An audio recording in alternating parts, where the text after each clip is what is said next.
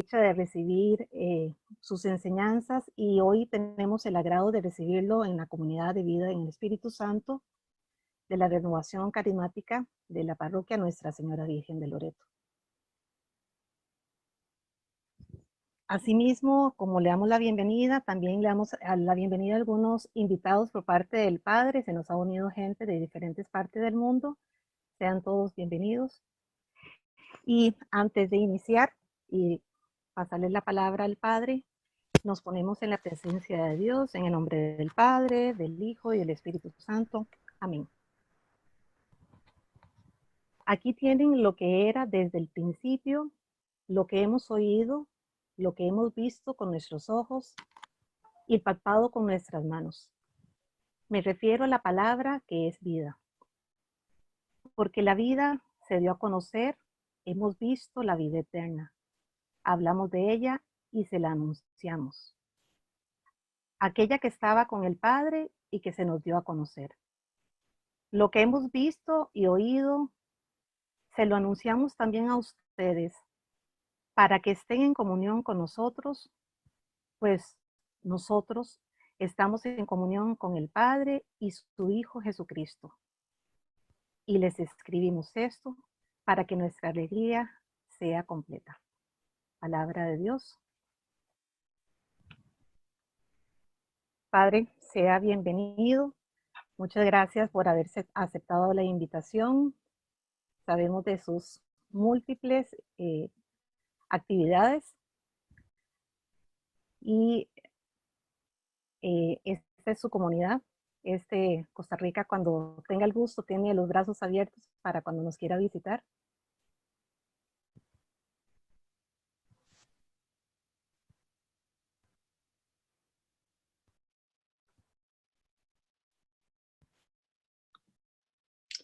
Bien, buenas noches para todos. Buenas noches, Sonia. Muchas gracias por la gentil invitación.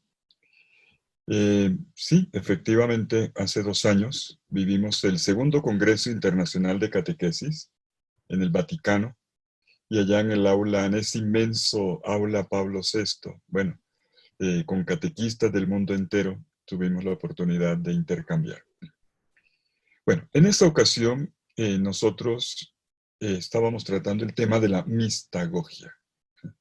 La mistagogia es la iniciación al misterio. La pedagogía sí, pero en el sentido de iniciación al misterio. Y de eso voy a hablar esta noche. Bueno, por fin una noche en la que no vamos a hablar de pandemia, ni de crisis, ni de temores, ni nada de esas cosas. Llevamos 6 meses hablando de eso. Por fin una noche diferente. Yo me atrevería a decir que esta es la noche de los maestros en la fe. En este mes de la Biblia, qué bueno abrir un espacio para todos nosotros, seamos catequistas o no, padres de familia o maestros, no importa. Todos nosotros tenemos una tarea muy importante en la educación de la fe, en el acompañamiento de la maduración de la fe de nuestros hermanos. Vamos en esta noche a hacer la lección. Tenemos que abrir nuestras Biblias ya. La lección del Evangelio según San Juan en el capítulo 20, versículos 19 al 23. Repito, Juan 20, 19 al 23. Y vamos a titular nuestra lección de esta noche, Testigos del misterio bajo el soplo del Espíritu Santo. Con el texto abierto, aun cuando Sonia ahora nos dirigió un momento de oración, yo los invito para que juntos, con el texto abierto, pidamos la luz del Espíritu Santo para que sea Él el que en esta noche nos conduzca en la rumiación de la palabra, en la asimilación de la palabra, de manera que nuestro corazón entre en sintonía con el corazón de Dios. Este es siempre el ejercicio de la lección. No es un ejercicio solamente de la cabeza, es una experiencia de Dios. Por medio de la palabra de Dios, llegamos al encuentro vivo con el Señor de la palabra. Y esto no es posible sin el Espíritu Santo, aquel de quien Jesús dijo que Él nos llevaría a la verdad completa. Los invito a recogernos un momento en oración. Señor Dios nuestro, manda sobre nosotros tu Espíritu Santo. Abre nuestras mentes a la inteligencia de la palabra y de la Escritura. Que Él nos conduzca en la lectura y el discernimiento de nuestra vida, y también de nuestro ministerio, a la luz de tu voluntad. Que nos inflame interiormente, y que nos enseñe a amar como tú quieres a las personas que nos han sido confiadas. Que nos enseñe a nutrir y a cultivar relaciones educativas con el estilo de Jesucristo. Y que este Espíritu nos lleve a adorar y a interceder para que la comunidad cristiana, nuestra amada Iglesia, crezca en el amor, el discernimiento, la inteligencia del querer de tu corazón. Te lo pedimos por Jesucristo, quien por nosotros murió y resucitó, quien nos ha constituido en sus servidores para testimoniar y anunciar el Evangelio con la potencia del Espíritu Santo. Seas bendito, Señor, ahora y por los siglos de los siglos. Amén. Bueno, tenemos el texto ya preparado, ¿verdad? Juan capítulo 20, versículos 19 al 23. En la lección, lo primero es invocar el Espíritu Santo. Ya lo hicimos. Ahora vamos a leer el texto. Aquel mismo día, por la tarde, estaban reunidos los discípulos en una casa, con las puertas cerradas por miedo a los judíos. Jesús se presentó en medio de ellos y les dijo: «La paz con ustedes». Y les mostró las manos y el costado. Los discípulos se llenaron de alegría al ver al Señor. Jesús les dijo de nuevo: «La paz con ustedes». Y añadió: «Como el Padre me ha enviado, yo también los envío a ustedes». Sopló sobre ellos y les dijo: «Reciban el Espíritu Santo. A quienes les perdonen los pecados, Dios se los perdonará. Y a quienes se los retengan, Dios se los retendrá». Palabra del Señor. Gloria a ti, Señor Jesús. Bueno, este es el texto de Juan, capítulo 20, versículos 19 al 23. No sé si lo perciben. Este es un pasaje muy denso. Pero también me atrevo a decir qué luminoso y qué provocador es este texto. Pues bien, en este mes de la Biblia, nosotros, discípulos y misioneros del Señor, servidores del Señor y también, aquí un buen grupo de catequistas, de educadores en la fe, queremos hacer un ejercicio de escucha de la palabra. La palabra es la fuente de la vida de la Iglesia. Es la fuente de nuestro seguimiento de Jesús, el que la dinamiza. Y es también la fuente de la catequesis, como nos lo recuerda el magisterio de la Iglesia. Acabamos de escuchar en esta noche un texto que nos remite al atardecer del día de Pascua, donde se lleva a cabo una experiencia fundamental del Señor. El Evangelio de Juan, lo sabemos bien, termina como comienza. Quiero decir, con una semana de nueva creación. Una semana de nueva creación, una semana, 7 días. 7 días de nueva creación que acontecen a partir de una serie de encuentros vivificantes con Jesús resucitado.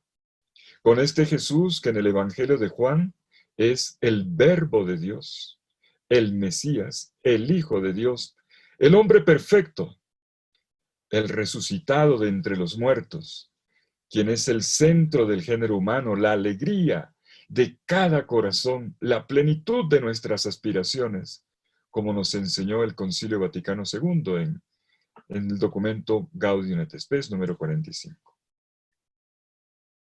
Pues bien, el cuarto evangelio, el evangelio de Juan, el evangelio del discípulo amado, o mejor, el evangelio testimoniado por el discípulo que se dejó amar, discípulo amado, pone ante nosotros en este capítulo 20 un camino, un proceso. Esto ya me gusta.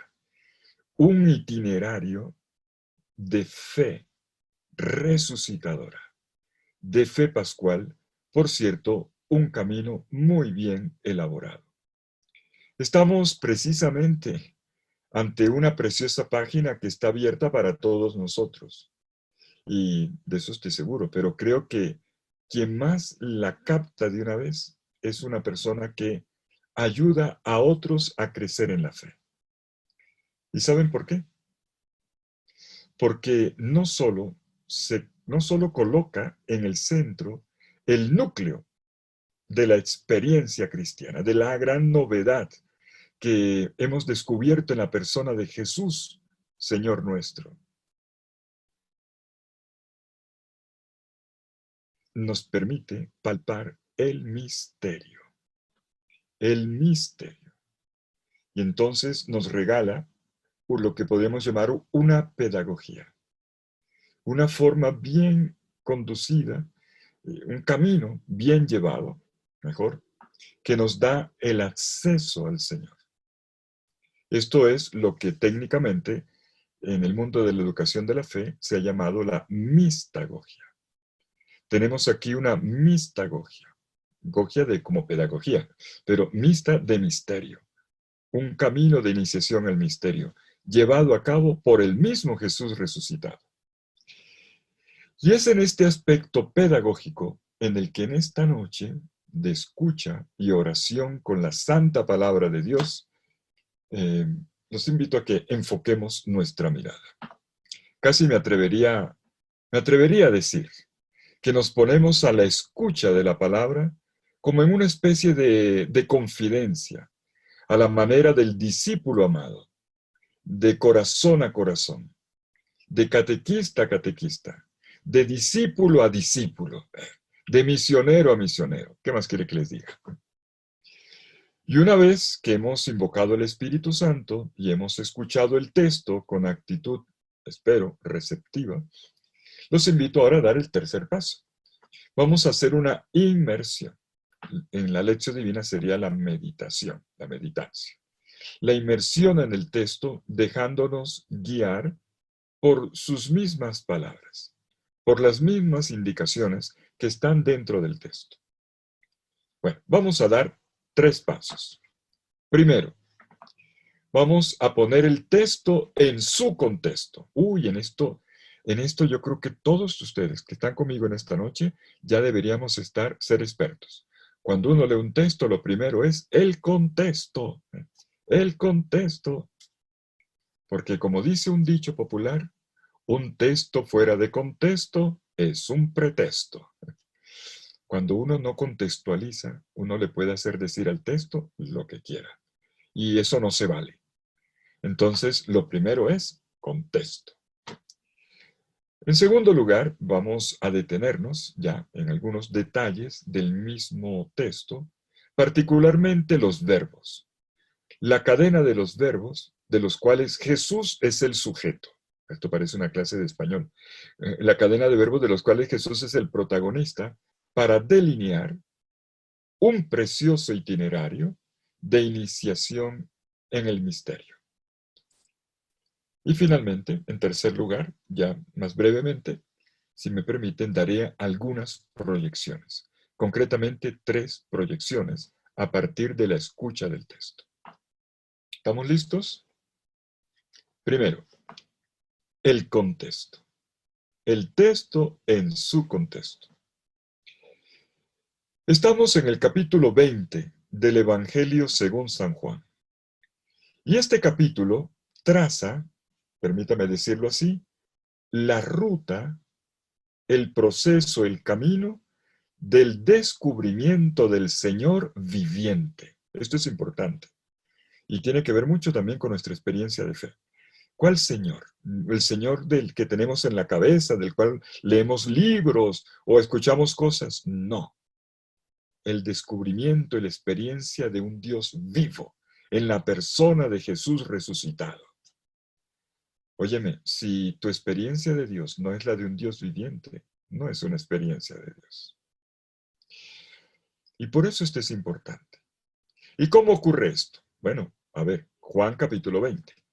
Veámoslo desde el principio, rápidamente. Vamos a pasar rápidamente el texto. El camino comienza por la mañana, bien de mañanita, en la madrugada, cuando María Magdalena, que ha ido al sepulcro, se ha encontrado con la tumba vacía, está corrida la piedra de la entrada del sepulcro, y regresa corriendo a la casa y le avisa a Pedro y al discípulo amado lo que ella encontró, inclusive con una interpretación. Se han llevado al Señor. Esa es su primera interpretación. Los dos discípulos corren. Se dice que el discípulo amado corría más, era más joven, iba más rápido que Pedro. Sin embargo, respetó a Pedro que llegara el primero y mirara. Pero el discípulo amado fue el primero del cual se dice esto: vio y creyó. Estoy en Juan 28, capítulo 20, versículo 8. El discípulo amado vio y creyó. Enseguida, el narrador se detiene en la experiencia particular de María Magdalena. Aunque se devuelve la película y entonces, a ver, ¿dónde había quedado María Magdalena? Estaba junto al sepulcro llorando. Y allí, entonces, después de la pregunta de los ángeles que están dentro de la tumba, le preguntan por mujer, ¿por qué lloras? ¿A quién buscas? Luego el resucitado, que estaba allí, y ella no lo había reconocido, lo confunde con el jardinero, con el hortelano, le hace la misma pregunta: mujer, ¿por qué lloras? ¿A quién buscas? Y entonces lo reconoce. Cuando le dice María, ella dice Rabuni, ella intenta retener a Jesús. Jesús le dice: déjame que sigo a mi Padre, y mi Padre vuestro Dios y mi Dios y vuestro Dios. Y entonces María Magdalena, aquí está el punto, esta escena termina con el envío de María Magdalena a la comunidad. Ve a decirle, ve a contar a la comunidad. ¿Y qué cuenta María Magdalena? María Magdalena dice: he visto al Señor. Y cuenta cómo fue que accedió a esta experiencia viva del Señor resucitado. He visto al Señor.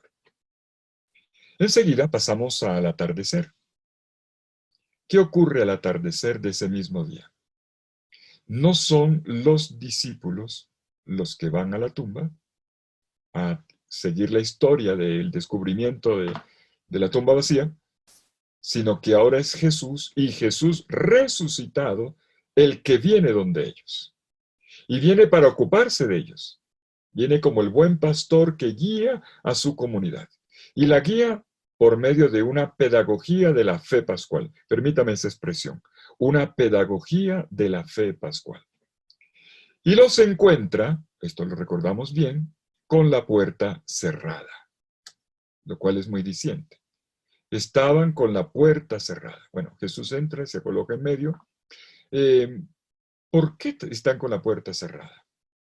¿Por qué ellos no se atreven a salir? ¿Están en confinamiento voluntario por el coronavirus? Nada que ver. No, están encerrados porque tienen miedo. Están en el sepulcro del miedo. Y paradójicamente, aun cuando ya saben que Jesús resucitó, porque María Magdalena ya les contó, o sea, ignorantes del hecho no son, ellos todavía no están vibrando. Es como nos puede pasar a nosotros, podemos saber muchas cosas de Dios, pero no nos arde el corazón. Nos falta Espíritu Santo. Es que todos lo sabemos bien.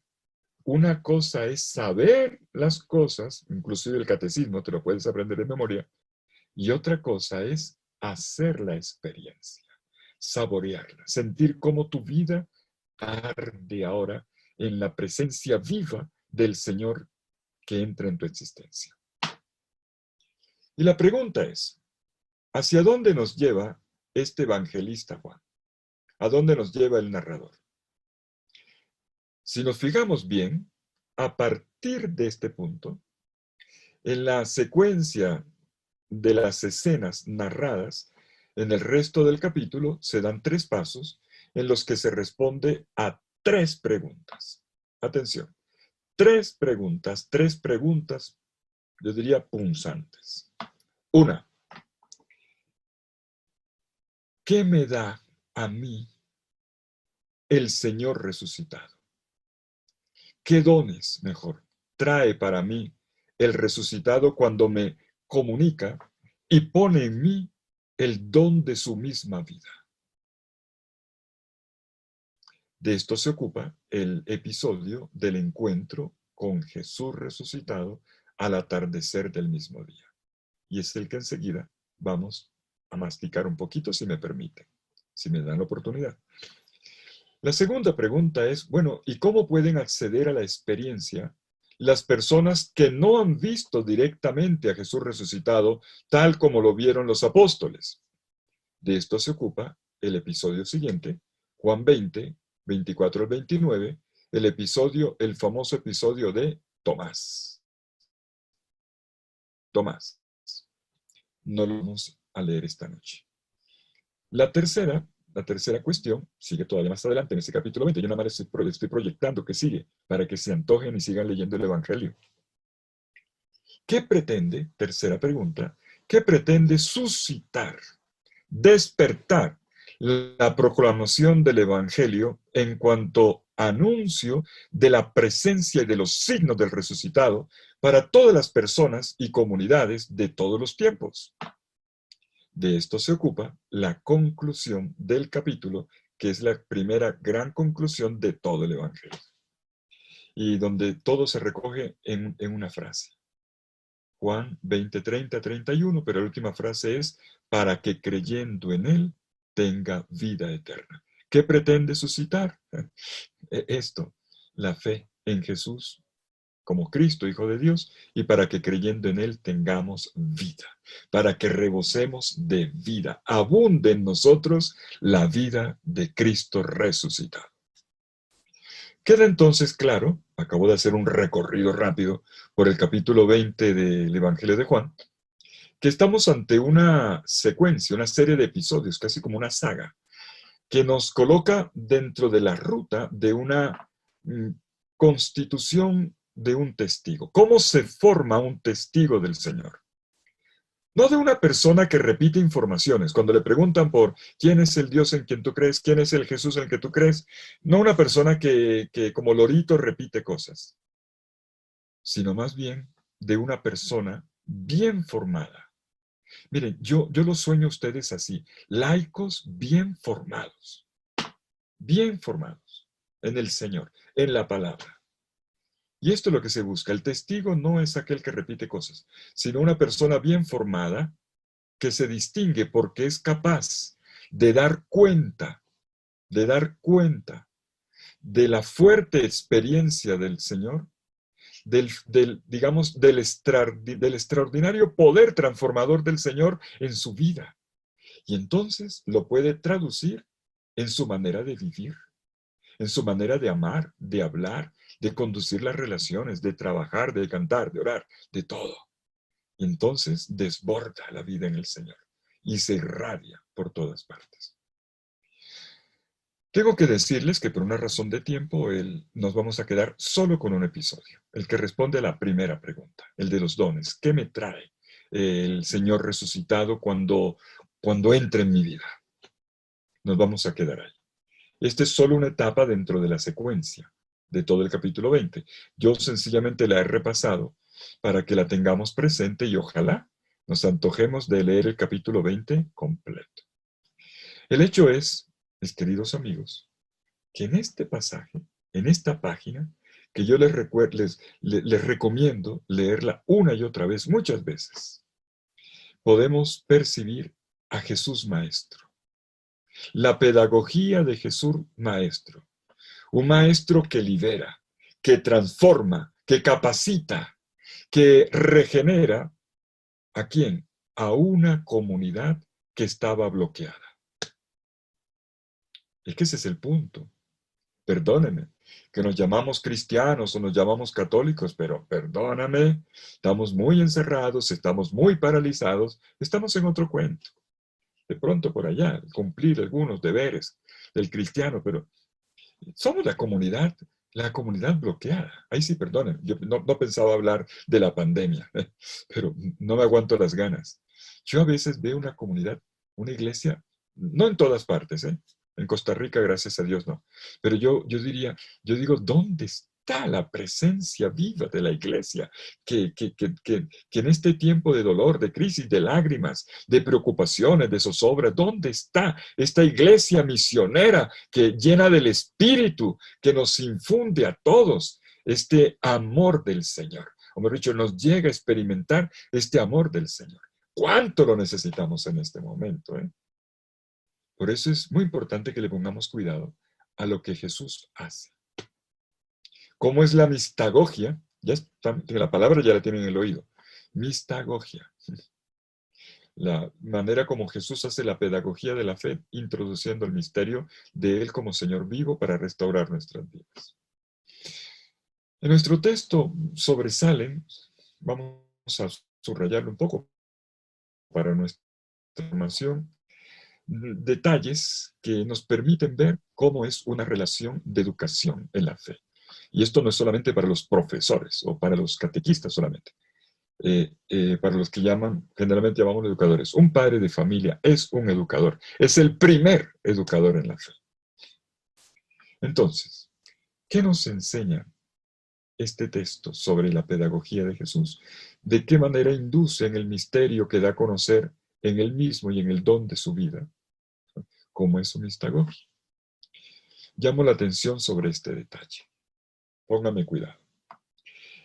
En nuestro texto, en el que nos detenemos esta noche, Juan 20, 19 al 23, podemos distinguir dos movimientos. Dos. Un movimiento hacia adentro y un movimiento hacia afuera. Hacia adentro, la primera parte de nuestro texto, los versículos 19 al 21. Hacia afuera, la segunda parte, los versículos 20 al 23. Cuando digo hacia adentro, me refiero a la manera como un discípulo del Señor experimenta la presencia viva de Jesús. El hacia afuera está en el envío que el resucitado le hace a la comunidad. Y la saca. Estaban de puertas cerradas, miedosos, un poco, no, vamos, en la fuerza del Espíritu, en el soplo. Hoy no vamos a decir fuego. Fuego dejamos para Hechos de los Apóstoles, en el soplo del Espíritu. Vamos a evangelizar. Vamos a sanar este mundo tan enfermo, tan necesitado, tan apaleado, tan golpeado. Vamos a recrearlo, bueno, lo que recrea el Señor. Vamos a anunciar esta nueva creación que ocurre en el soplo vivificante del Espíritu Santo. Es para que sintamos en esta noche ese soplo. El soplo de Jesús sobre su comunidad en el cenáculo. Reciban el Espíritu Santo. Bueno, tenemos entonces hacia adentro la experiencia y hacia afuera la misión. Y si nos fijamos en los verbos, nos daremos cuenta de que en el despliegue de este doble movimiento hacia adentro y hacia afuera, ¿qué tenemos? Atención, tenemos un proceso en 7 pasos. Un proceso en 7 pasos. Bueno, pero para que captemos el proceso transformador al interior de este proceso, nuestro narrador, el discípulo amado, se permite marcar bien el punto de partida, el desde dónde, la situación en la que se encuentra la comunidad. Todo proceso implica un punto de partida y un punto de llegada. El punto de partida, desde dónde, está bien descrito con pocas palabras, pero con las esenciales. Dice Juan 20:19. Estaban reunidos con las puertas cerradas por miedo a los judíos. Era tiempo de miedo. Te pregunto, ¿hoy será diferente? ¿Hoy no tenemos miedo? Estaban encerrados por miedo. Se trata entonces de una situación de inercia. de estancamiento, de bloqueo, resumido en una sola palabra, que todo el mundo conoce bien: miedo. Tenían miedo. Y Jesús los encuentra con la puerta cerrada, aferrados a ellos mismos. Nos situamos en un momento particularmente delicado del proceso de formación de un discípulo del Señor. Una situación de bloqueo apareció ya antes, en el episodio anterior, cuando María Magdalena estaba bloqueada en la entrada de la tumba, llorando, y llorando, y llorando, y llorando. María Magdalena, la llorona. Y hay que recordar que es una constante en los evangelios esta situación de inercia. Por ejemplo, en el Evangelio de Lucas se habla de la decepción de los discípulos de Emaús. Es un punto de partida en una situación negativa, de tristeza en este caso, no es mi sí de tristeza, decepción. O también en el capítulo 21 de Juan, las redes vacías de los pescadores. Vamos a pescar, dice Pedro en el capítulo 21 de este evangelio, y los otros dicen, vamos contigo. Estaban más desprogramados. Es una situación de inercia, sin ruta, sin plan. Qué aburrida una vida así, ¿eh? Sin proyecto, sin proyecto. Y en todos los casos, miren ustedes, qué lindo esto. El resucitado los saca de este bloqueo. Y lo hace con una fina pedagogía. Lo saca de los bloqueos, de los desencantos, de las cegueras, de las resistencias, de los cansancios, de las rutinas, todo eso. Y se les revela de una forma contundente, rehaciendo el proceso discipular, ¡pum!, y poniéndolos en camino de misión. Precisamente, este punto del proceso discipular es muy importante para el mundo de la formación de todos, de niños y de adultos en la fe. Porque saben una cosa, yo les digo aquí una preocupación. El problema no es comenzar procesos, el problema es sostenerlos. ¿Cuántas personas, analicen esto, hacen el seminario de vida en el Espíritu y comienzan a caminar en el Señor, tienen el fogonazo del Espíritu, como también lo tuve yo un día, y luego entran a un grupo de oración, a una coinonía, a un grupo, bueno, a una pequeña comunidad, y después de un tiempo, ¿dónde van a parar? Hacen el camino normal de maduración y después se vuelven servidores y después forman otra comunidad, o sencillamente cualquier día se desaparece. ¿No ocurre también a veces en esto de la educación de la fe en colegios católicos? Perdónenme que lo diga. Católicos, donde van a Eucaristía cada cierto tiempo, donde conocen padrecitos y monjitas y laicos comprometidos, y hacen retiros, y hacen convivencias. Son estas las personas que cuando terminan el cole, en la universidad, son los que dan testimonio del Señor y van adelante. O muchos de ellos les da pena después decir que son cristianos, cuando los amigos se burlan de ellos, en ese mundo universitario que es tan coercitivo y que genera tanta presión y tanto bullying, sobre todo en el mundo de la fe. Los niños que hemos preparado para la primera comunión, ¿dónde están? ¿Dónde están? Cada vez que en la primera comunión, 20 niños, 30 niños, 50 niños. ¿Son estos los niños que vienen a formar parte de la comunidad y los vemos domingo tras domingo en la mesa del Señor con alegría? ¿O la primera comunión es la última para algunos de ellos? O sea, el día del matrimonio. Casi que fuera como una graduación de la catequesis, que no es eso. Ese es el problema. El problema no es comenzar procesos. El problema es perseverar. El problema es sostener la vida en el Señor en el arco de la vida. ¿Cuánto me preocupa esto, saben? ¿Cuánto me preocupa? Que podamos vivir todas las etapas de la vida en el Señor como corresponde. En cada momento, cuando te casas, cuando ya eres abuelo, cuando ya te retiras, en cada momento, en el mundo del trabajo, en el mundo de la comunidad, saber descubrir todos los llamados que el Señor me hace para vivir cada etapa. El problema, perdóneme que lo repita, son las deserciones. El problema son los procesos interrumpidos, incompletos. Gente que comienza en el Señor, pero después tira la toalla. Gente que se queda en el camino. La cuestión es, atención, la cuestión es, ¿cómo afrontó Jesús este tipo de situaciones? Y aquí, curiosamente, el punto de partida, vuelvo a subrayarlo, es el miedo. El miedo de una comunidad que ya conoce la buena noticia de lo ocurrido por la mañana, pero que sigue triste, como si el Señor no hubiera resucitado, que sigue todavía encerrada, enclaustrada, para protegerse de una amenaza, que además era una amenaza real. La vida estaba en peligro. Era el miedo de ser atacados y de morir como murió Cristo en una cruz.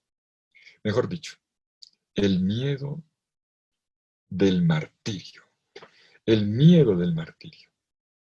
Sabemos bien que ante todo cuenta la libertad de cada persona.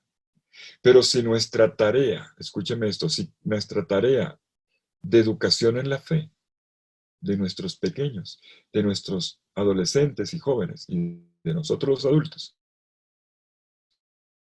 si nuestra tarea de formación no apunta a formar mártires, y perdón la redundancia, no apunta al martirio en el sentido pleno de la palabra, no digo que lo maten.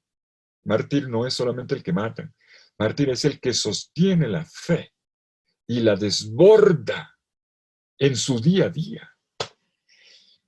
Y eso sí, con perseverancia, sin tirar la toalla, por Dios. Hermanos, equipados para ir hasta el final, con las banderas en alto hasta el final. Y por eso creo que para nosotros los formadores en las comunidades cristianas, creo que nos viene un cuestionamiento. ¿Realmente estamos haciendo bien la tarea o no? Por eso estamos esta noche aquí, para aprender de Jesús. ¿Cómo la hizo Jesús con una comunidad a la que tuvo que estremecer? Si Jesús no se les aparece, no, aquella tarde, aquella noche no habría iglesia. Allá habrían muerto encerrados. ¿Qué hizo Jesús? Aprendamos de Jesús. Dije hace un momento que hay un itinerario. Jesús, en este pasaje que tiene dos movimientos, ¿se acuerdan? Un movimiento hacia adentro, un movimiento hacia afuera. Entre los dos movimientos hay un camino, un proceso en 7 pasos. 7. Vamos a verlos. ¿Qué les parece si le ponemos cuidado? En esta narración de los 7 pasos vamos a ver que hay una interacción muy curiosa entre gestos y palabras. Por una parte, o sea, por parte de Jesús, pero también por parte de los discípulos, de los apóstoles, vemos una reacción tras otra. Por razón de limitación del tiempo, me voy a fijar más, bueno, y por el objetivo de esta noche, me voy a fijar más en lo que hace Jesús. Paso número 1. 1. Dice el capítulo 20, versículo 19, que Jesús se puso en medio. ¿Cómo sacó a Jesús de esta situación de inercia? Paso número 1. Mejor miremos el texto. El texto dice, se presentó en medio de ellos. Más literal. Se presentó en medio de ellos. Parece simple, pero detrás de esta frase hay mucha profundidad. Primero está el hecho de venir, de hacerse presente. Tenemos a un Jesús que toma la iniciativa. El que fue abandonado, no abandona. La comunidad lo ha llamado. La comunidad ha estado tan pendiente de Jesús, pero al final lo dejó morir en una cruz solo, o casi solo, porque allá estaba el discípulo amado y un grupito de mujeres, entre ellas la madre del Señor. Y aquel día, aquella noche, la comunidad ya no espera, es que no lo están esperando, no lo están esperando. Y por eso es sorprendente que Jesús decida venir, cuando no lo llaman, cuando no lo esperan. Y ponerse en medio es importante. Repito, la venida del Señor se va a ir volviendo repetitiva, insistente. No será la única vez que venga, vendrá varias veces. Y notemos un detalle fundamental. Ninguno sale adelante solo. Como ocurre en todos los demás relatos, muestra que el camino con el Señor siempre necesita de una ayudita, de una ayuda, de una mano tendida, oportuna. Y este es el primer elemento distintivo de la pedagogía de Jesús. Ponerse en medio para ayudar. No se pone en medio por estar en medio. Aquí estoy, hola. No, se pone en medio para ayudar. Pero para el lector, este hecho no es sorprendente del todo. ¿Saben por qué? Porque si nos devolvemos rápidamente en las páginas del Evangelio de Juan, vamos a notar que Jesús había dado pistas durante el discurso de despedida en este mismo cenáculo, en el mismo lugar, pero antes. La fe pascual, escuchen esto, la fe pascual se formula con esta frase: hemos visto al Señor. Así, hemos visto al Señor. Y curiosamente, en Juan, lo que Jesús les había prometido cuando se despidió de ellos ahí en el cenáculo, no fue que ellos lo iban a ver. Jesús no dijo que lo iban a ver. Jesús lo que le dijo es que Él vendría a verlos a ellos. ¿Sí ven? Jesús no dijo, ustedes me van a ver. No dijo, yo los voy a ver a ustedes. Los voy a ver de nuevo.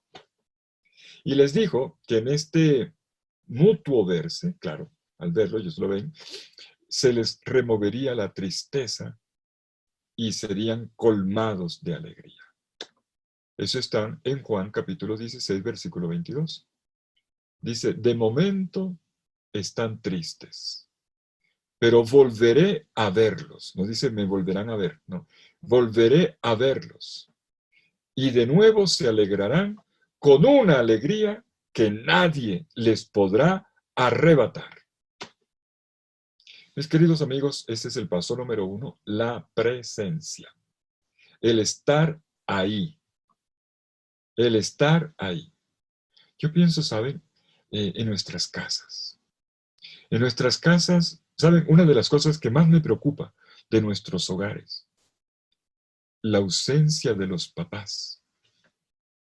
En los tiempos en que más los necesitan, sobre todo en la adolescencia y en la primera juventud. No, es que yo tengo que irme al club. No, es que yo tengo derecho a ir a ver a irme de descansar. Sí, pero tus hijos te necesitan. La presencia es fundamental. Claro, no cualquier tipo de presencia. Una persona puede estar todo el día en la casa con la trompa levantada, eso no sirve para nada. Ahí sí mejor dése una vueltecita. No es cualquier tipo de presencia, no es una presencia convidado de piedra, que ni fu ni fa, no, es una presencia amable, una presencia que mueve, pero presencia. ¿Me entiende? ¿Me hago entender? Y entonces la comunidad, ya en este primer paso, siente que no está abandonada, que Jesús se ocupa de ella, que a Jesús le interesa su comunidad. Toda educación comienza con la presencia. Es más, no sé si hay aquí algún educador, además de mi madre, que ha sido toda la vida educadora, no sé si estará por aquí. La educación es un tipo cualificado de relación. La educación es una dinámica relacional, eso es la educación. Pero no cualquier tipo de relación. Es una relación donde se apalancan procesos de crecimiento del otro. Y claro, crece el educador y el educando. Y por eso he dicho que es un tipo cualificado de relación, pero que empieza siempre con la presencia. El estar ahí, y no un día ni dos, sino de forma constante, la presencia. No me dejen los niños solos, por favor. Presencia. No me dejen los educándose en la fe solos. Presencia. No me dejen las comunidades solas. Presencia. Paso número 1. Presencia. Jesús se puso en medio de ellos. Paso número 2.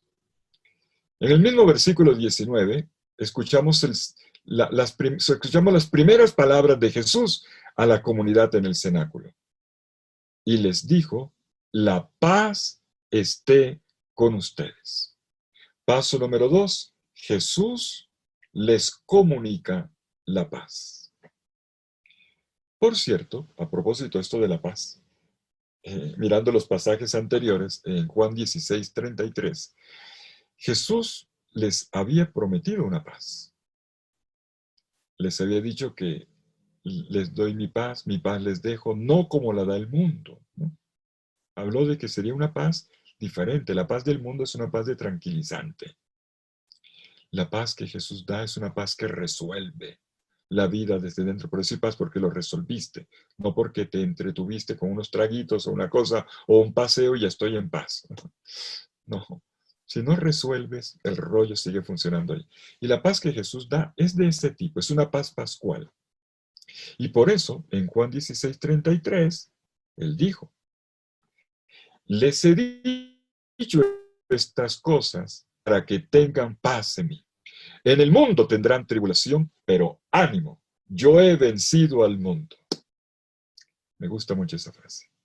En días así que yo estoy un poquito perturbado, me acuerdo de esa frase. Ánimo, yo he vencido al mundo. Fidel, ánimo, yo he vencido al mundo, dice el resucitado. Pues el resucitado, cuando ha vencido a la muerte, cumple su promesa y le entrega a su comunidad el fruto de la victoria. ¿Y cómo lo entrega? Diciéndoles 3 veces, la paz esté con ustedes. En hebreo, Shalom Alechem. En griego, Eirene Himim. En español mejor. La paz esté con ustedes. Atención, atención. Esta paz es más que un saludo. Yo por eso cada rato le jalo las orejas a mis hermanos sacerdotes. Dense el saludo de la paz. Padre, que no es un saludo. Lea el misal. Ahí no dice saludo. Porque es que no es un saludo. No es un saludo, es un deseo. No es un deseo, por muy santo que sea, no es un deseo. No es un augurio. Es la entrega de un don. Por eso se dice, dense la paz. Hasta ahí. Porque es algo que tú entregas. No es un saludo, es una entrega. Estás entregando algo. Y entonces aquí está el don. ¿Qué trae el resucitado? Nos preguntamos hace un rato. ¿Qué trae el resucitado a mi vida? El don de la paz. Y esta paz es el fruto de la victoria de Cristo muerto y resucitado. Y como es la resurrección de una cruz, entonces esta paz es la transformación de aquella cruz en la cual yo estaba crucificado y que me agobiaba. Para un judío, esta palabra paz es muy fuerte. En hebreo, shalom, shalom. Shalom significa el don de Dios por excelencia. Una vida próspera, una vida digna, una vida en la cual tú tienes todo lo que necesitas para estar en este mundo dignamente. Pues en la persona de Jesús, eso te es dado. ¿No te parece? Se te comunica de una forma profunda y total. En la comunicación de su misma vida resucitada. Su vida que ha vencido a la muerte. Ahora está en mí y yo la experimento como paz, como shalom. La victoria entonces, la victoria de Cristo resucitado, el que dijo, en el mundo tendrán tribulaciones, ¿quién no? Pero ánimo, yo vendré a ustedes, ánimo, yo he vencido al mundo. Y entonces, esta es la paz. La victoria de Cristo resucitado es el fundamento de la paz que se ofrece. Y aunque, claro, se me lo van a decir, pero padre, yo a veces tengo preocupaciones, tengo líos, tengo cosas por resolver, tengo miedos. Sí, sí, no estás exento de problemas, ni de tribulaciones, ni de sufrimientos. ni tampoco de que te maten. A los apóstoles los mataron. Murieron mártires de sangre. No estamos exentos de eso.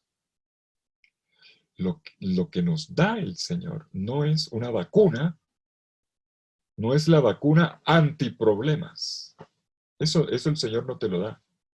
Sí te da una cierta protección, eso sí, pero no es una vacuna antiproblemas. Lo que el Señor te da es la fuerza para hacer la travesía en la crisis, como ahora.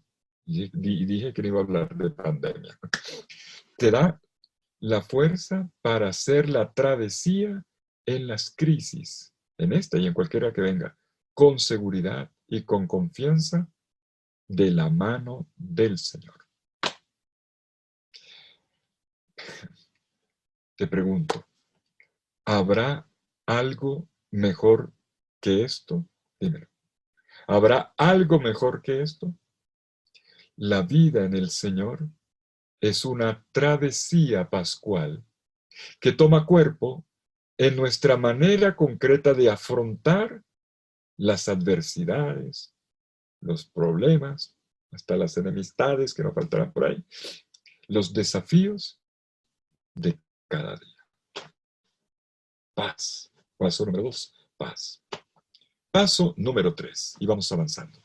Paso número 3, ¿qué hace Jesús? Jesús les muestra las manos. ¿Y qué había en las manos de Cristo? Las llagas. Les muestra las llagas de las manos. Es el crucificado que ahora está resucitado. La resurrección no borró los huecos de la cruz. Dice el versículo 20 de nuestro capítulo 20, fácil de recordar, de Juan. Dicho esto, les mostró las manos. Entonces, vemos cómo Jesús delante de ellos no se impone con evidencias, sino que muy amablemente los interpela a partir de signos. Miren los signos, a ver, miren, interpreten, lean el amor escrito en mis manos, en las llagas. Jesús no se pierde en demostraciones, explicaciones complejas, áridas, de libros, no. Lo que Jesús hace es mostrarse personalmente. ¿Y cómo se muestra personalmente? Desde las llagas de la cruz. Diciendo, mira, yo te amo. Estas llagas, ¿saben por qué fueron? Por ti. Yo he muerto por ti. Y entonces tenemos aquí una combinación muy curiosa, para los que les gusta la pedagogía, de gestos, de palabras y de silencios. Muestra y se queda callado, a que vean. Y fíjense un detalle. El mostrarse a sí mismo viene enseguida del paso número 2, que fue el don de la paz. Y le da un fundamento sólido.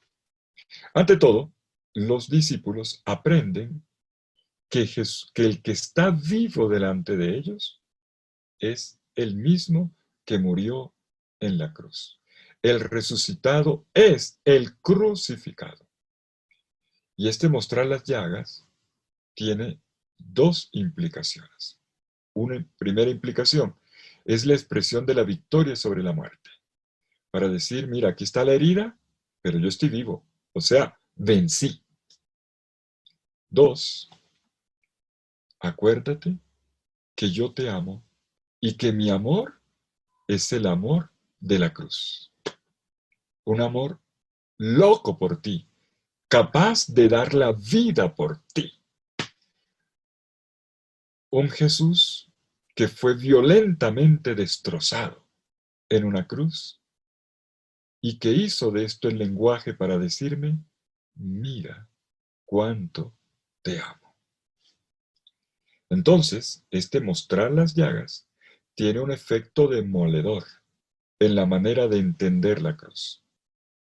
La cruz en el Evangelio de Juan no exalta el dolor. Hay gente que vive una espiritualidad de la cruz dolorista. Muy, muy Pasión de Cristo de Mel Gibson. Mucha salsa de tomate, con todo respeto, ¿eh? Con todo, la película tiene gran valor y la he visto incluso rezando, orando, pero no, no, no. Para Juan la cruz no es eso. La cruz no es solamente el dolor, sino el dolor que abrió las puertas de un amor. El amor que soportó la infamia y que transformó desde dentro este instrumento de tortura y de muerte en una fuente de vida y de vida plena, de vida eterna. Eso es. Entonces, ante la humillación el amor no fue desmentido, más bien fue llevado hasta el extremo. Como dice el evangelista Juan, en el capítulo 13, versículo 1, nos amó y nos amó hasta el extremo. El amor no retrocedió a la hora de dar la vida por los amigos. El amigo da la vida por su amigo. El pastor da la vida por su oveja, porque la ama, porque la ama. Quien ama es capaz de exponerse, de jugársela toda por la persona amada. No la hace sufrir, no la traiciona, no le hace daño. Más bien ella se despedaza por la persona amada. Y eso es lo que Jesús está haciendo. Es un tremendo piropo, una declaración de amor. Mira las manos. Mira cuánto te he amado. Mira hasta dónde he ido por ti. Esto es por amor a ti. Se trata además, y es bueno recordarlo, de las llagas inscritas en el cuerpo glorioso del resucitado.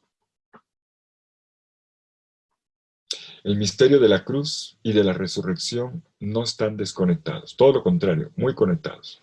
Toda experiencia del resucitado hace presente el amor salvífico de la cruz.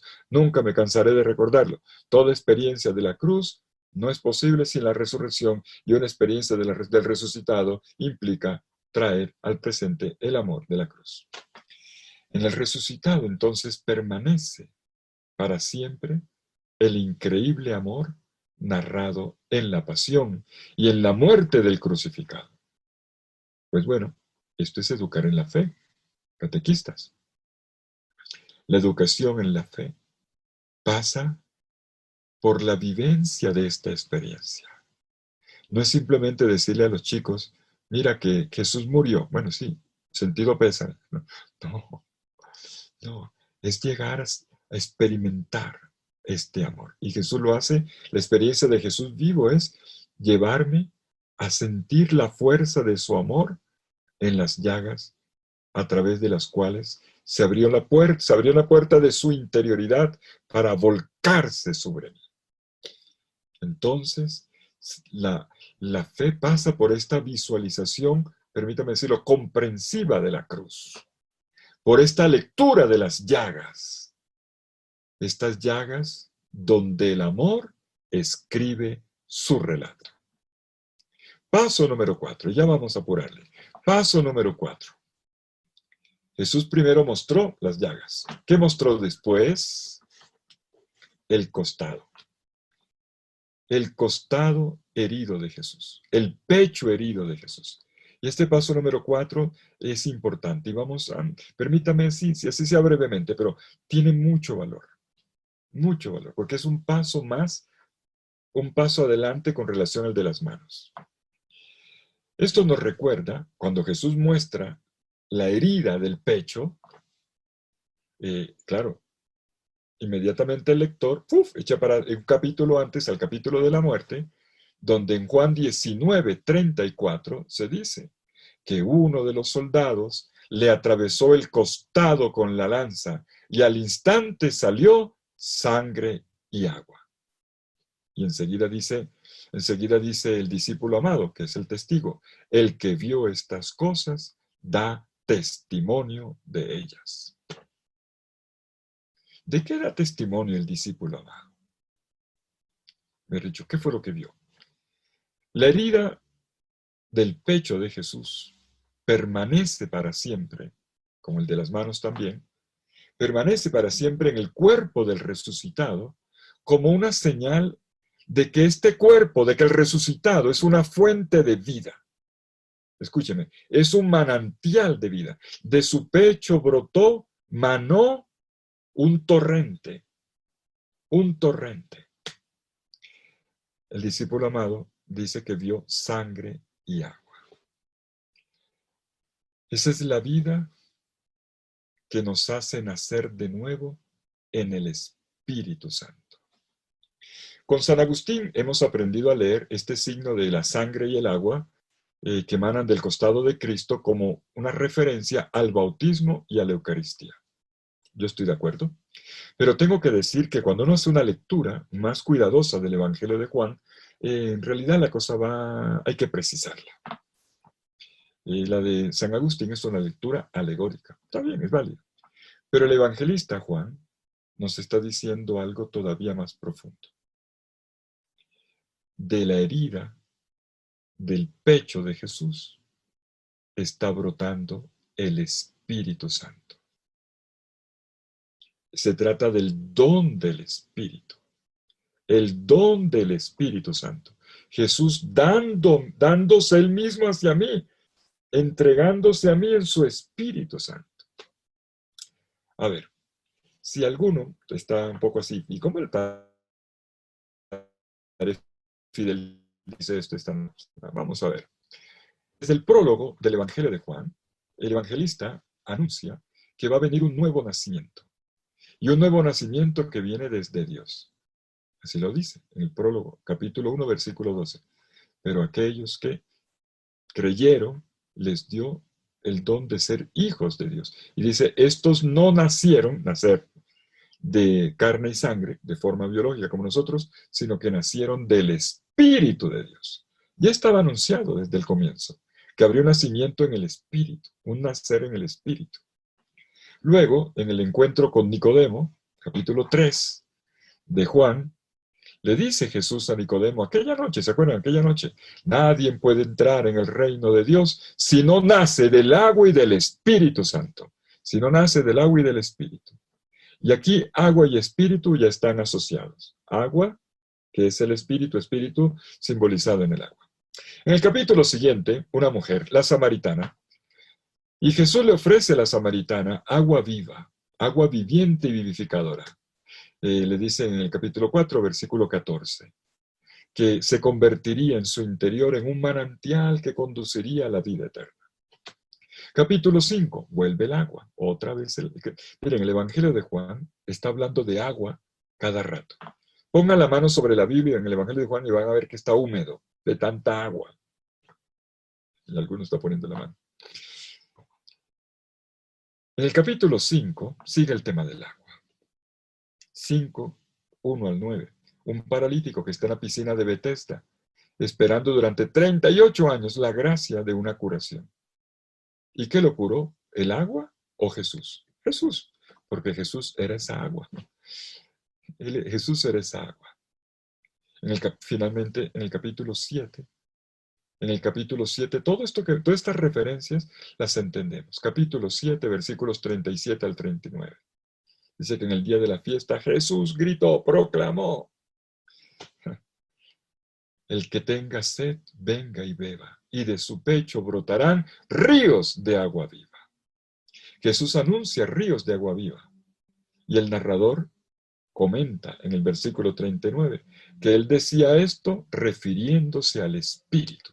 No es que me lo estoy inventando yo, ahí lo dice. Refiriéndose al Espíritu que recibirían aquellos que creyeran en él. Y que lo recibirían ¿cuándo? Cuando él fuera glorificado. Pues bueno, esto es lo que ya ocurrió. Jesús ya resucitó. El discípulo amado había visto en el pecho de Jesús, en el momento de la muerte, cuando la lanzada, vio cómo su cuerpo era un manantial del Espíritu. Y cuando Jesús en el cenáculo se hace ver de ellos, este pecho abierto está invitando a entender el don del Espíritu. Claro, ahorita se va a decir con otra imagen, la del soplo, pero el costado abierto ya es una aproximación a esto. Y entonces, ahora sí, yo dije que no iba a hablar de las reacciones de los discípulos, pero dice que en este momento los discípulos, ¡guau!, se llenaron de gozo, se llenaron de alegría. Y podríamos hacer una conexión con una bella realidad que caracteriza el mundo de la liturgia en el mundo bíblico. Y es esto, la acción litúrgica, toda liturgia, ¿saben a qué me refiero? Toda liturgia tiene su momento cumbre en una epifanía, o sea, en una manifestación. Por ejemplo, en el Salmo 27, en el versículo 4, el orante dice, una cosa pido al Señor, una cosa estoy buscando, habitar en la casa del Señor y gozar de la dicha del Señor todos los días de mi vida, gozar de él. ¿Y cómo lo dice? Contemplando su templo. Y habla de una contemplación. Un Dios que en la liturgia se manifiesta y el orante que absorbe, recibe este don de la manifestación del Señor. Esto que dice el Salmo 27:4 creo que nos ayuda a entender lo que ocurre en Juan 20. Jesús hace una epifanía, una manifestación. Es una manifestación, abre y muestra. Y en este momento se llenan de gozo. Una cosa estoy buscando, esto que me llena de dicha. Contemplar la dulzura, la belleza del Señor. El resucitado ha abierto, ha entregado, mostrado las manos, ha abierto el pecho, muestra el pecho abierto, que es el manantial de donde brota el Espíritu en la muerte del Señor. Y entonces los discípulos ven al Señor y se llenan de gozo. Con todo y esto, el proceso no para aquí. La cuestión no para aquí. No parece suficiente remitir al don del don ofrecido, que es el cuerpo de Cristo en la cruz, ahora glorificado, sino que viene un paso más, con el soplo del Espíritu y la apertura de un nuevo tiempo en la misión. Entremos ahora, pasamos del hacia adentro al hacia afuera. Y el hacia afuera son los pasos 5, 6 y 7. Y con eso terminamos esta noche. Pasos 5, 6 y 7. Paso número 5. Los discípulos, vamos hacia afuera, ya Jesús, ya lo están experimentando y están llenos de dicha, de gozo en el Señor. Ahora, mis amigos, para afuera, para afuera, desconfinamiento. Como el Padre me envió, también yo los envío. Jesús los manda a la misión. Casualmente hoy en la liturgia del día hemos leído un evangelio de misión. Qué bueno leer al final del día un evangelio de misión. Como el Padre me envió, también yo los envío. Este Jesús que le da la paz a los discípulos, no una vez, sino 2 veces, vuelve a repetir, les doy la paz. Conecta el don de la paz enseguida con la misión que les entrega.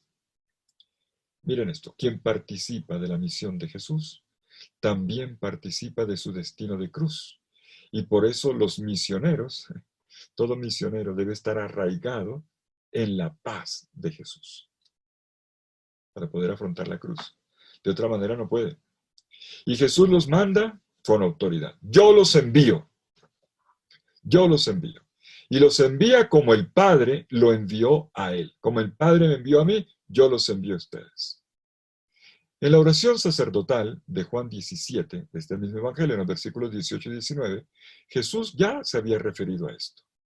Yo los he enviado al mundo, como tú, Padre, me enviaste a mí. Por ellos me consagro, para que ellos también se consagren a ti por medio de la verdad. En la Pascua se anticipa este envío, que es una consagración, para que ellos se consagren, una consagración por medio de la verdad a Dios en el servicio al mundo. Esto se hace participando de la misma vida del Verbo hecho carne. Y de forma concreta, participando en su misma misión en el mundo. Como vamos a ver enseguida, el Espíritu Santo es también el principio creador de vida. Vamos a ver enseguida. Paso número 6, el que estamos esperando hace rato. Paso número 6. Los envía a la misión, pero ¿cómo? Dice el texto en el versículo 22. Dicho esto, sopló sobre ellos y les dijo, reciban el Espíritu Santo. Jesús les entrega su misma vida. No les entregó, a mí me parece, ¿saben una cosa que a mí me parece chistosa? Cuando hacemos ceremonias de envío de los misioneros, le colocamos a la gente una crucecita aquí, le ponemos la cruz, o les entregamos una Biblia, o algunos un certificado de que está preparado. ¿Qué les entregó Jesús? El Espíritu. Sopla Espíritu, como el día de tu confirmación. Dicho esto, sopló sobre ellos y les dijo, reciban el Espíritu Santo. Cuando Jesús sopla el Espíritu Santo, los hace hombres nuevos. Claro, claro. El mismo Jesús, de cuyo costado, de cuyo pecho herido por la lanza, brotó esta agua que es símbolo, junto con el don de su vida, que es la sangre, venía el agua, que es símbolo del Espíritu Santo. Ahora, en este momento, como en el día de la creación, Génesis capítulo 2, cuando Dios toma el barro de la tierra y sopla la ruaj, el soplo vital, el espíritu. Lo mismo ocurre ahora. Nuestro narrador no está hablando en hebreo, está hablando, no dice ruaj, lo dice en griego, enfisao. Pero es el mismo verbo que aparece en Fisao, el mismo verbo que aparece en Génesis 2:7, en la versión griega llamada de la Septuaginta, para aquellos que ya tienen estudios bíblicos más avanzados. La versión griega del Antiguo Testamento, la Septuaginta, en Génesis 2:7 dice, entonces el Señor formó al hombre del polvo de la tierra, sopló en su nariz un aliento de vida y el hombre se convirtió en un ser viviente. Fíjense que podríamos incluso aquí percibir un eco de la profecía de Ezequiel 37:14. Cuando allá aquel valle de huesos secos sopló el espíritu y los huesos comenzaron a sacar tendones, carne, y se levantó un ejército de personas vivas, no de zombies, sino de personas vivas. El espíritu ayuda a ser de la vida de uno una obra maestra de Dios, que le da a cada persona, a cada criatura, una genialidad propia. Eso es del Espíritu, te hace genial. El soplo del Espíritu tiene siempre esta novedad. Cuando en el Evangelio de Juan 6:63 se dice, mis palabras son espíritu y vida, cuando se dice que el Espíritu es vivificante, no se refiere simplemente al hecho de darnos la existencia, sino que el Señor nos comunica su misma vida, una vida nueva, que es el nuevo nacimiento que se le prometió a Nicodemo. Una vida que no pasará nunca, que es la misma vida del resucitado. Y que el día de mi muerte biológica, de mi muerte física en este mundo, actuará más que nunca. Por eso el último día, cuando lo lloren a uno, es que no se da cuenta de lo que está pasando en realidad en el fondo. La vida del resucitado que ya tienes ahora es plena en ti. La gente llorando, pero tú estás dichoso. Si tú has vivido en el Señor, tú estás dichoso. Porque tú tienes la misma vida de Jesús en ti y estás resucitado como Cristo, participando de la misma vida que Él tenía en común con Dios Padre. ¿Quieres más? Pero todavía hay un detalle más. Pues sí, ¿quieres más? Hay otro detalle. Cuando repasamos el Evangelio de Juan, descubrimos que el don del Espíritu tiene un doble efecto santificador en la vida y capacitador para la misión. Y de esto último, el paradigma es, el modelo, es el mismo Jesús, quien se declara a sí mismo santificado y enviado por el Padre, como dice en Juan 10:36. ¿Y cómo se junta santificación y envío? El soplo comunicado, escúcheme esto, voy a explicar, es la respiración. El Señor respira en mí. El Dios está respirando en mí. No es un soplo, que una cosa que se metió en un soplo, no.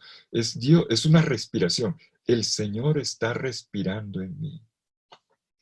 Respira la respiración de Cristo.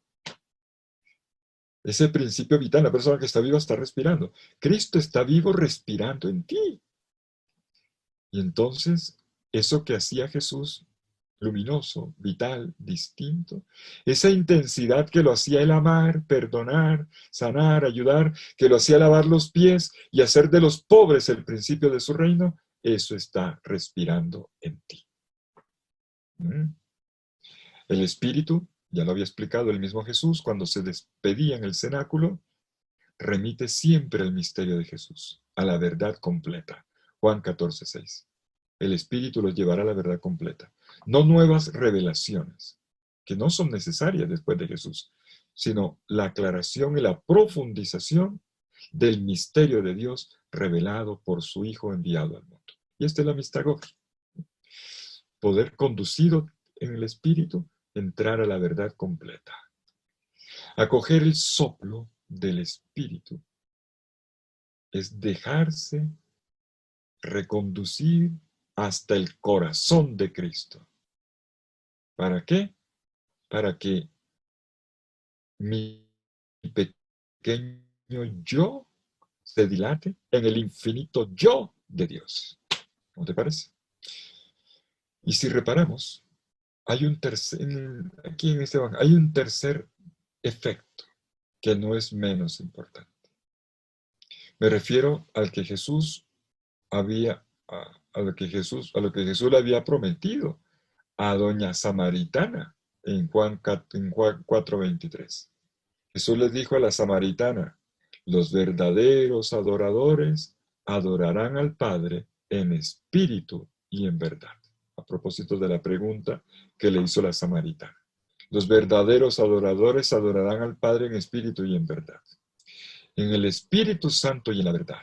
El Espíritu Santo y la verdad es Cristo, camino, verdad y vida.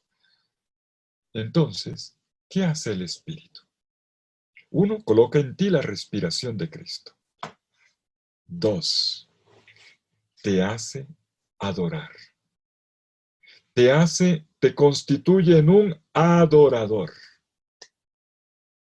Por eso tú sientes un llamado, un impulso muy grande para la oración cuando comienzas a caminar de verdad en Cristo.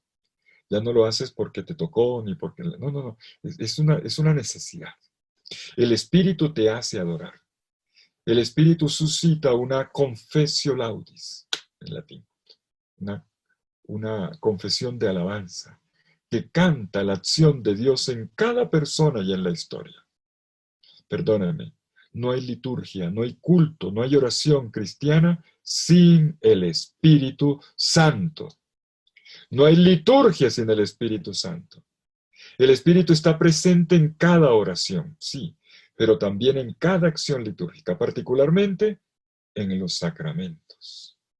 Se hace presente ahí el soplo del Espíritu en el bautismo, en la confirmación, en el momento central de la reconciliación cuando recibo la absolución.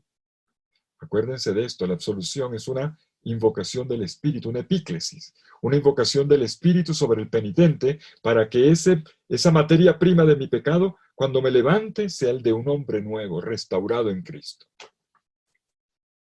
Y en la Eucaristía, ¿quién consagra el pan y el vino? El Espíritu Santo. Ahí, escuchen la próxima vez.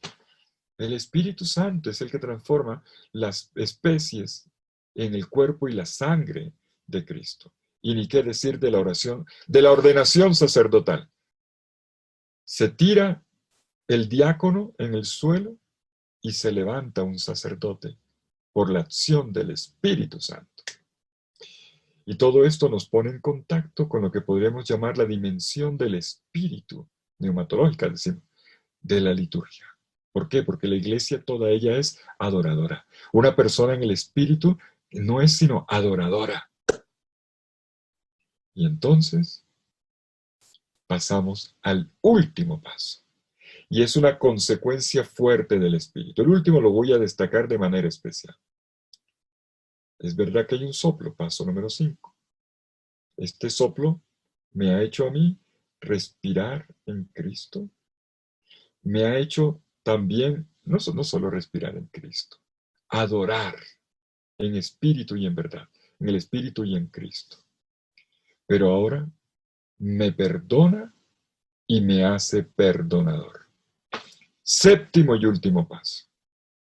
¿Cuál es el signo por excelencia del Cristo resucitado en mí? El perdón.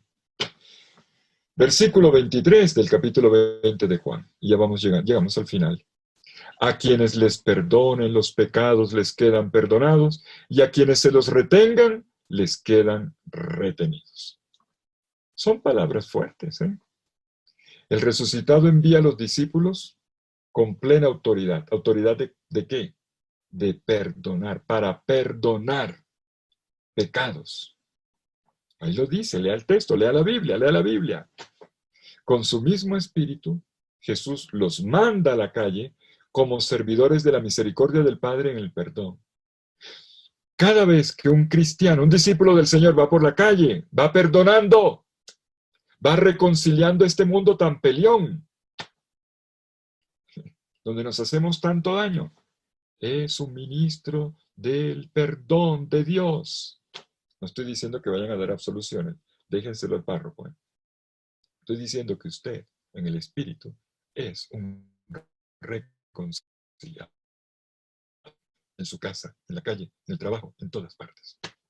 Y entonces, al salir de esta manera, los discípulos rompen con la seguridad protectora del cenáculo y van al encuentro de un mundo violento, de un mundo dividido, de un mundo en conflicto, para transformarlo. Este mundo lleno de tanta herida y que necesita tanta sanación. ¿Saben que una de las cosas, dije que no iba a hablar de la pandemia, dije que no, pero no me aguanto. El problema de la pandemia no es solamente el problema sanitario y el problema clínico. Miren ustedes cuánta violencia ha salido a la calle durante la pandemia, inclusive en los hogares. Violencia doméstica, se incrementó. Miren las noticias. Y en la calle, como ustedes están encerrados no se han dado cuenta, pero en la calle, ¿cuánta violencia ha habido? Se incrementó. Incluso inseguridad en muchas partes. Un mundo herido, agresivo. Los discursos que uno escucha de políticos a uno lo dejan con los pelos de punta, tan agresivos. Usted es un ministro de la reconciliación, de la paz y de la reconciliación. Y entonces, este don del perdón lo entendemos claramente en la acción sacramental de la Iglesia. Eso no tengan duda. Pero va más allá. Es tu tarea y es la mía y es la de todos. ¿Cuál? Construir oasis de reconciliación en todos los desiertos de la violencia. ¿Me permite decirlo así? Nuestra misión es el acercar las personas, que la gente se quiera más. Es abrir caminos, es reencender el calor allí donde hay frialdad. Como dice un escritor que le tengo respeto, Panikkar, él dice, perdonar es descrear el mal. Analícenlo. El perdón de los pecados, el perdón siempre es una acción del Espíritu Santo. Porque ser perdonado es dejarse crear por Dios. No es dispensar de un error, una cosa. No. Disculpar, dice discúlpeme, no, disculpe y perdón es diferente. Perdonar es dejarse crear para que no se repita. Y es así como en la Pascua se realizan plenamente las palabras de Juan Bautista desde el comienzo del Evangelio. Juan 1:29, este es el Cordero de Dios que quita el pecado del mundo. Y Él es, porque en el bautismo yo vi y yo doy testimonio de que Él es, porque yo vi descender sobre Él el Espíritu. Este acto cumbre del Evangelio hace que todo confluya. El primer efecto del soplo del Espíritu es el perdón de los pecados que trae el Cordero inmolado, de cuyo costado brota el agua viva. Quien acoge a Jesús experimenta la salvación. Sus pecados son perdonados. Tu hombre viejo, tu vida vieja, tus maltratos quedan atrás. Ánimo, estrena vida, sé feliz. Supera tus contradicciones internas y entra en comunión con Dios y trátate bien con tus hermanos. Podríamos decirlo de esta manera. Santificados por el Espíritu Santificador, un misionero es portador del don de la santificación, restaurando vidas humilladas, existencias devastadas, denunciando toda forma de pecado, contraponiéndonos al pecado, a toda forma de muerte, de pecado, de violencia, de rechazo. ¿Para qué? Para promover la intimidad de la comunión con Dios. Esto que sana, fortalece nuestra relación con Dios y también sana y fortalece nuestras relaciones familiares y comunitarias. Esta página de Juan nos ha regalado estos 7 pasos. Y concluyo, para no cansarlos más por esta noche. ¿Cómo les parecen los 7 pasos? Doble movimiento hacia adentro y hacia afuera, la experiencia y la misión, y en el camino 7 pasos. Permítame repasar los 7 pasos y dejarles enseguida una pregunta para interrogar nuestro corazón. Los 7 pasos, englobados en este doble movimiento hacia adentro y hacia afuera, son: 1. Presencia. Estar ahí, estar al lado, ponerse al lado de. Segundo, dar la paz. No el saludo de la paz, dar el don de la paz, que es la comunicación, como lo hemos explicado esta noche, la comunicación del fruto de la victoria de la cruz que se me entrega. Te doy mi victoria sobre la cruz. 3. Leer. Leer en las llagas el alfabeto de un amor que me santifica. Con este amor yo te amé. Y este amor te renueva, te lava, te purifica, te santifica. 4. Contemplar esa entrega entrando en el corazón de Cristo. El pecho traspasado de Cristo, que es el manantial de vida, sangre y agua. La vida, sangre, el agua, el espíritu. Un manantial de vida es el cuerpo del crucificado resucitado. 5, y aquí viene el hacia afuera, ser enviados por el resucitado con su misma autoridad. Como el Padre me envió, yo te envío a ti. ¿Para qué? Para continuar la misión que viene del Padre. 6, dejarnos recrear, hacer nuevos. El Señor quiere que estrenemos vida, no que estrenemos pintarropa, zapatos. El Señor quiere que estrenes algo más bonito, corazón nuevo, vida nueva en su espíritu, en su amor. Dejarnos recrear acogiendo el soplo vital del Espíritu Santo que nos sumerge a fondo en el misterio de Cristo. Mistagogia. Mistagogia. Esa palabra ténganla en el oído. Mistagogia. Pedagogía que nos sumerge en el misterio de Cristo. Y por último, expresar esto. Expresarlo externamente, haciendo que esta vida de Cristo sea una forma de evangelización que me mueve en un mundo violento, en un mundo malvado, porque hay gente mala, mucha gente mala, para reconciliar, para sanar, para transformar. Y hacer todo esto en la obra de la evangelización, de la catequesis, de los sacramentos, del compromiso social con mi hermano, de la vida comunitaria, de los ministerios. Bueno, todo esto en un mundo que necesita ser sanado. Se lo repito, nuestro mundo está enfermo, necesita sanación, necesita reconciliación, necesita el soplo del Espíritu para ser restaurado. Estoy convencidísimo de que esta palabra que el Señor nos ha dado en esta noche, y no quería hablar de pandemia, es la que más necesitamos en este momento. Bueno, y entonces interroguemos nuestro corazón. Terminemos, reposemos ahora, dejando que el Señor inquiete nuestro corazón. Yo te pregunto, ¿cuál es tu reacción en esta noche al escuchar esta enseñanza del Evangelio según San Juan? Por lo pronto, yo te anticipo una cosa. Yo no sé tú qué estarás respondiendo, pero te anticipo una cosa. Los discípulos de Jesús, cuando escucharon esta enseñanza, dice el evangelista Juan, se llenaron de alegría.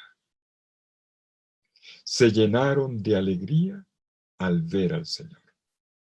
Y yo les digo, en esta noche, el indicador de que estamos realmente viviendo un Cristo vivo es la alegría.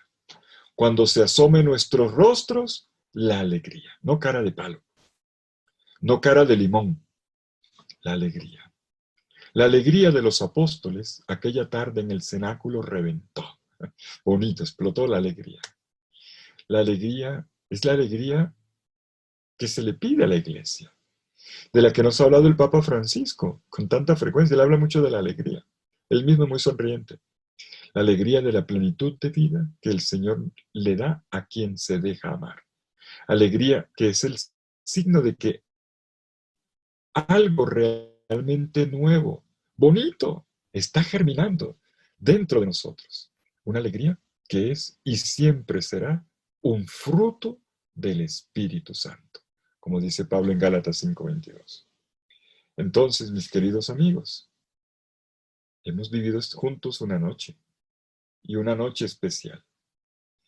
El soplo divino, el soplo del Espíritu, que desciende sobre nosotros, que está en nosotros en todo momento y que, sobre todo, en la Eucaristía nos renueva, dándonos la remisión de todos nuestros pecados, nos capacita para ser misioneros en el soplo de este mismo Espíritu, para ponernos al servicio de los hermanos que nos necesitan en el soplo del Espíritu, para orar todos los días, para ser adoradores en el soplo del Espíritu, pero también para resistir en los días en que la cruz aparece en la vida, días de persecución, días de prueba, días de crisis, días de enfermedad, días de carencia.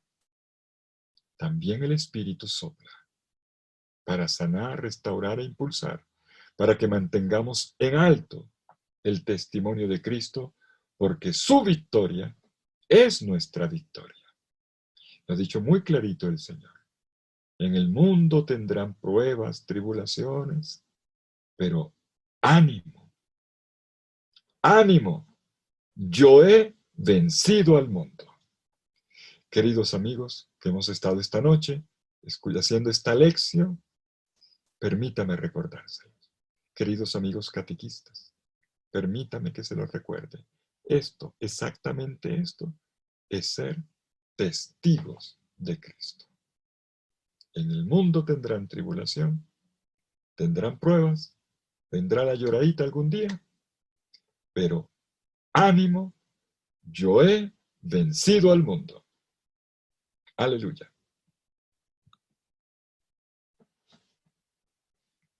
Amén. Amén. Padre, muchísimas gracias por tan bella enseñanza, por esa catequesis que realmente nos llena nuestros corazones de mucho gozo, de mucha alegría. Todos somos discípulos y misioneros, así que tenemos que ir a dar a conocer esta palabra a tantas personas que lo necesitan. Y como dijo usted, no hay que hablar de pandemia, pero en estos tiempos aún más.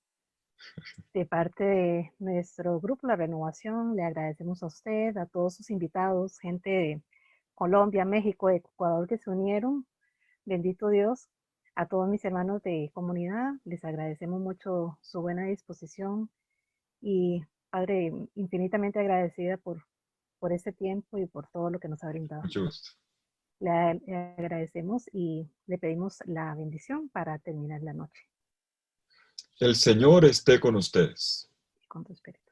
Y la bendición de Dios Todopoderoso en el amor, Padre, Hijo y Espíritu Santo, descienda sobre ustedes y los acompañe siempre. Amén. Que la alegría del Señor, que es nuestra fortaleza, y junto con María, que es nuestra Madre, tengamos un buen descanso esta noche y mañana el Señor nos encuentre llenos de dicha en el Espíritu para vivir, amar y servir. Buenas noches, muchísimas gracias. Bendiciones a todos. Bendiciones.